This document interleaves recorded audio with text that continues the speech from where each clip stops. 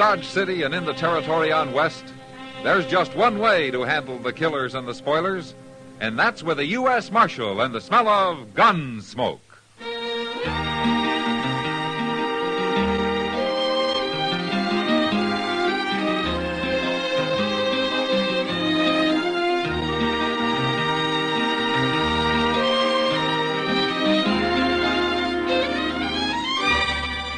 Gunsmoke, starring William Conrad.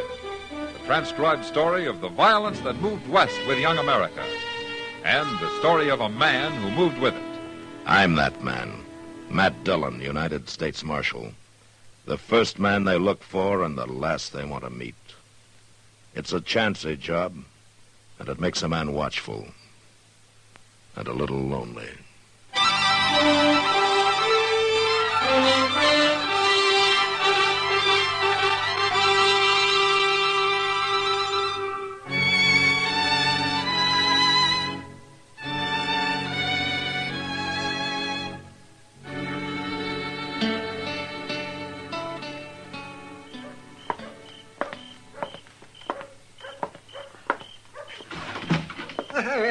Good evening, Matt. Hello, Doc. I've been waiting for you. I'm all set up.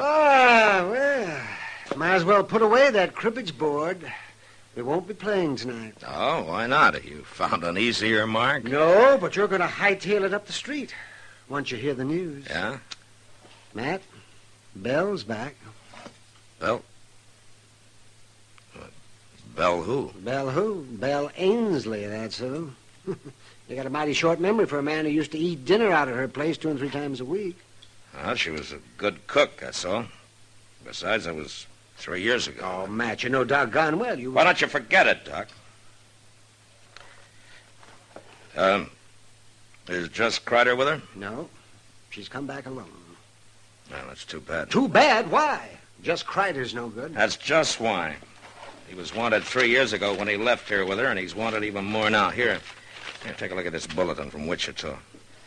Hold up at the Stockman State Bank, wounding 2 bank guards. Mm-hmm. Santa Fe, 3 counts of highway robbery. Lordsburg, hold up at the Butterfield stage, driver killed. All right, so Jess Kreider's a thieving killer. Everybody knows that. Well, that's why I'd like to see him come back. Mr. Dillon? Yeah, what is it, Chester? Guess who is back, Mr. Dillon? I already know, Chester. Yeah, but that ain't all. Chester, if one more person comes in here and tells me about Belle Ainsley, so help me... You're what, Matt? Belle. She was right outside, I was going to say. Well, come on. Come on, Chester. I'll buy you a beer. Well, Gosh. Well, I'll see you later, Mr. Dillon.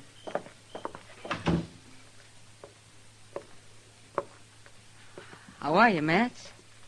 I'm fine, Belle. And you? Oh, a little older. Are you visiting, or are you planning on staying? Well, I'm staying. If the town will let me. What about Jess Kreider? Where is he, Belle? I don't know. And I don't care. I left him in Durango. I'm through with him, Matt. I see. I want to stay here with my father. He's getting old, and my kid sister, Phyllis, well, she's grown into a young woman since I went away. And pretty bitter, I understand, when it comes to you. She'll get over it. Everybody will, if you'll help me, Matt. Help you? 3 months after I left, I came back, if you remember. And I found the good people of Dodge had already tried and condemned me. What could I do but go back to Jess? Well, you chose to run off with him in the first place. Chose. Who knew whether I had? Who bothered to ask? You? Anybody? What are you saying? Matt, I rode out of Dodge, thrown across the back of Jess Kreider's saddle, with a gag in my mouth and my hands tied. Oh. Why didn't you tell somebody that? Who'd have believed it? Yeah, but he didn't keep your hands tied for 3 years, Belle. Matt, a woman has to have somebody. Somebody who wants her. And nobody here did. As bad as he was, Jess was my man. Yeah. What do you want me to do, Bill? Just tell people, that's all. if you believe me. Just tell him how it happened.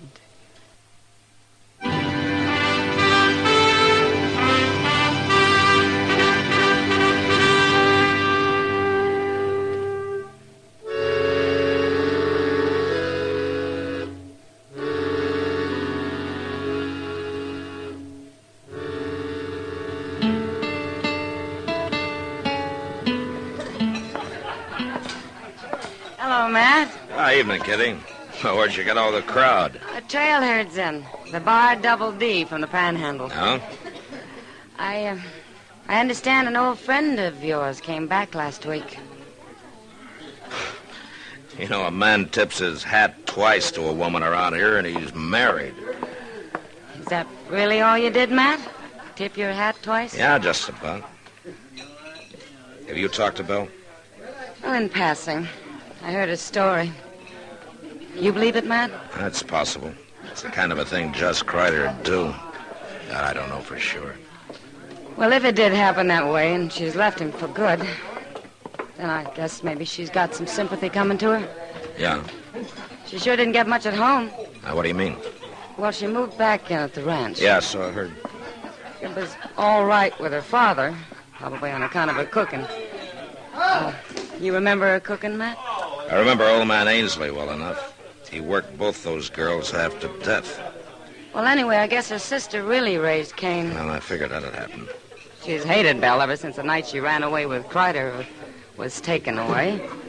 But I didn't think she'd carry it so far. Now, what do you mean? Phyllis left the ranch yesterday and moved into town, Matt. She's got a room over at the Dodge House. What? Uh-huh. A 15-year-old kid living here alone? Yeah, I know. I'll go see her and talk to her, Kitty. But I don't think it'll do any good.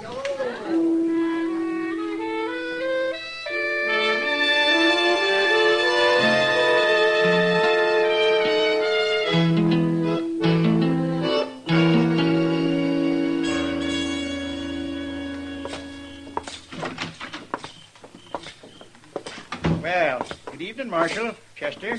How are you, Dovey? Some of my guests been kicking up their heels, have they? Dovey, I understand that the youngest Ainsley girl, Phyllis, took a room here yesterday. Is that right? Yeah, she certainly did. Wanted to get away from that environment, I reckon. I can't say I blame her, Marshal. I know if my sister'd been cavorting around for 3 years with a cutthroat like Jess Kreider, Dovey, would you mind telling the girl that I'd like to talk to her? Well, I can't very well do that, Marshal. Oh, why not? Because she up and left this evening. What? Yep. I've already let the room to somebody else. She said she was leaving the country and wasn't coming back. Leaving the country? Well, was she alone? Well, now, she walked out alone, but I kind of had the impression there was some man waiting for her outside. And you let her go? Well, there wasn't nothing I could do about it. Well, you could have told somebody, or family, or me. She's only 15, Dovey. Well, that's growed up the way I look at it. Anyway, I figured it's just another case like her sister Belle. It sure ain't none of my responsibility.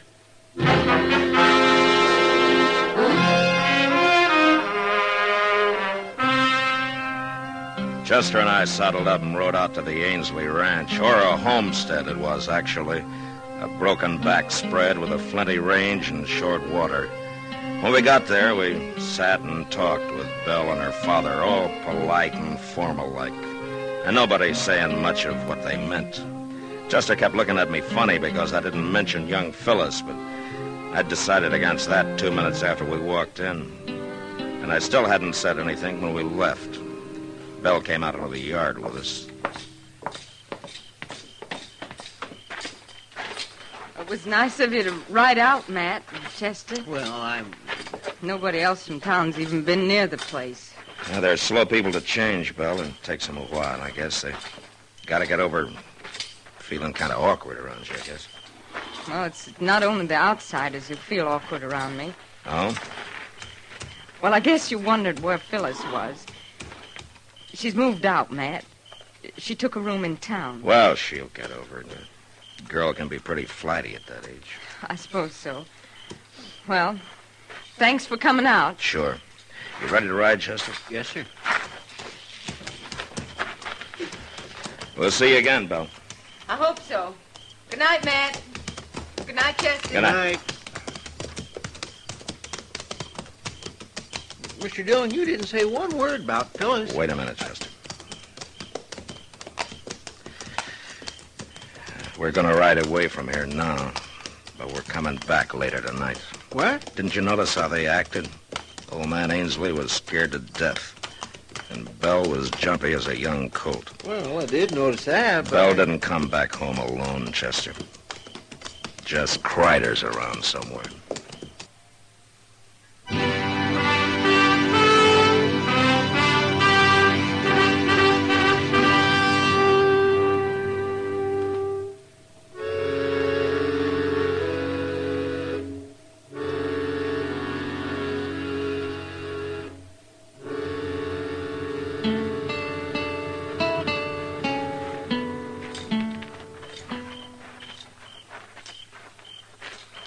You figure Kreider was right there in the house tonight when we was, Mr. Dillon? No, he couldn't have been, Chester. There's no place for him to hide. Probably holed up in the barn. We'll look there first. Yes, sir. There's a lantern burning inside. Yeah. Now, you wait here and keep me covered. I'll edge up to the door and then go in fast. Yes, well, now, you be careful.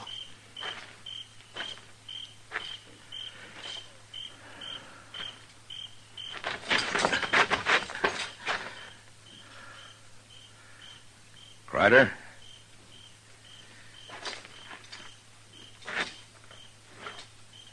Jess?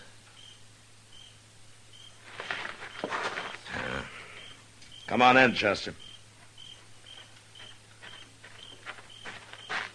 He ain't here? No, but he has been. You see that blanket on that straw there? It's made up for a bed. Well, maybe he's up at the house now. I don't think so. The only horse in here is that old spavin mare Ainsley uses on the buckboard. Just Kreider'd have the best mount he could lay his hands on. Maybe the two of them got spooked up and made a run for it. Yeah, maybe, but I don't think so. Get your hands up, man. Well, You too, Chester. oh, Jess?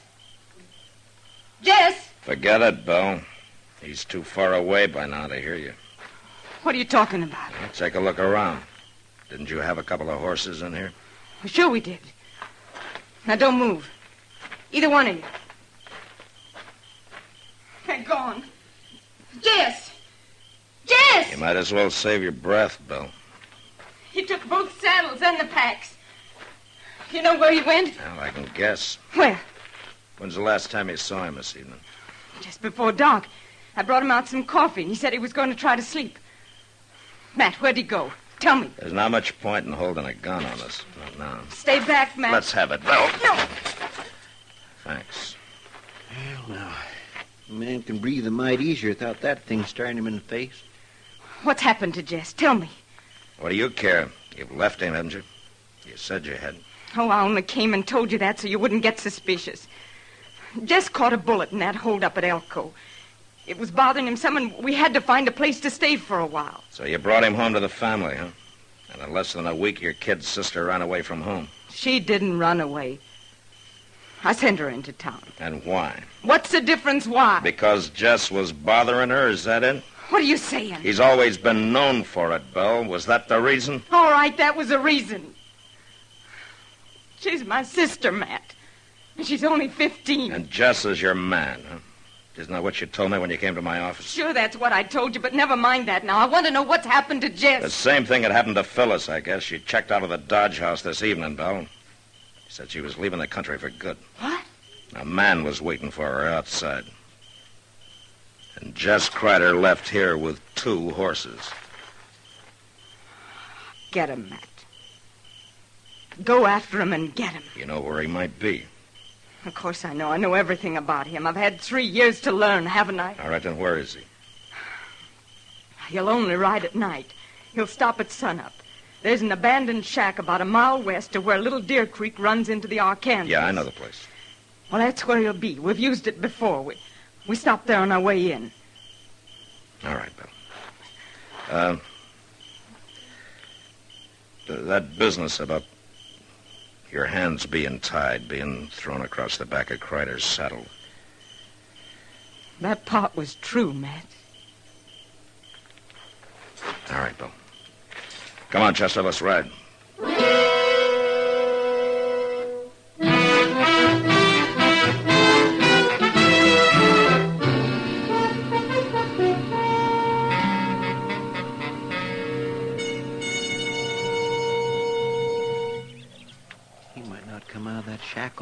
Mr. Dillon. He will, Chester. They just got here. Those horses are still sweating. He won't leave them standing there saddled for long.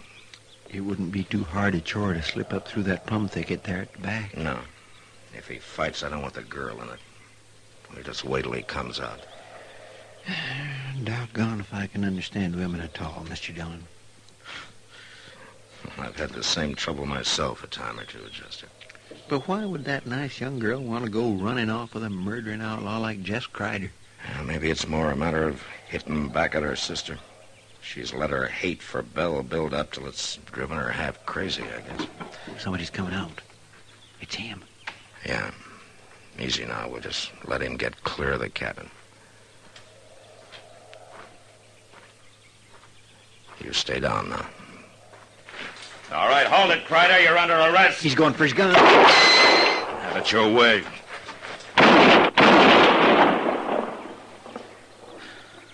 Okay, Chester.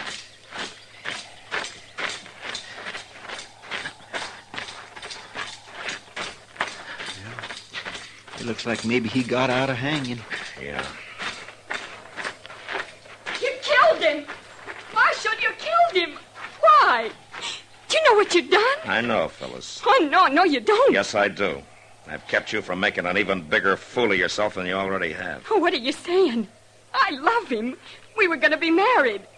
Well, we were. Phyllis, you better go home and talk to Belle about that. Oh, Belle, I'll never say a word to her again as long as I live. Now, you listen to me, Phyllis. You got to get rid of that hate of yours. If you don't, it's going to ruin your life for good. Now, you go home and you talk to Belle and you listen to what she's got to say before you judge her. No, I won't go back. Yes, you will. I can't. Not now. Nobody will ever know about this, Phyllis. I promise you. Jess Crider was alone when I found him. Now, there's your horse. And he's still saddled. I can't. I don't want to. I know what you need, young lady. You see that plum bush over there? Well, I'm going to cut me a switch off of that, and if you're not out of here in 1 minute, Oh, you wouldn't. Oh, I wouldn't, huh? Well, you just watch me. Marshal, Yeah? I've been thinking, Marshal. Maybe I'll go home after all.